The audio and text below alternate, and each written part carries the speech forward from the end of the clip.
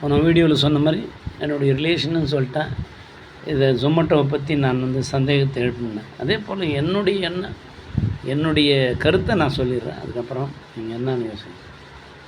இது சிபிஐ என்கொயரிக்கு வேணும்னு அகில இந்திய தலைவி இன்னைக்கு மாயாவதி அவர்களே கேட்டு போனாங்க சாவன்னைக்கு. அது வேறு விஷயம். இருந்தாலும் நான் என்ன சொல்ல வரேன்னா, சிபிஐ என்கொயரி எப்படி இருக்குன்னு எனக்கு தெரில. இப்போ இருந்தாலும் எனக்கு தெரிஞ்சுது மைக்கேல் டி குன்ஹா அவர், அதுக்கப்புறம்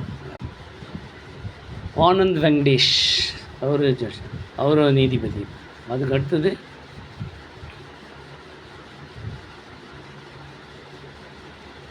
மதிப்பு மிக்க கற்பக விநாயகம், அவர் ரிட்டையர்ட் ஆகிட்டார்னு நினைக்கிறேன். பட் இவங்க 3 பேரும் இதை விசாரித்தாங்கன்னா நல்ல தீர்வு வரும்னு நான் நினைக்கிறேன். இது என்னுடைய கருத்து. அதுக்கப்புறம் சிபிஐ வைக்கிறாங்க, அதெல்லாம் அப்புறங்க தான். இது ஸ்டேட்டு போலீஸ்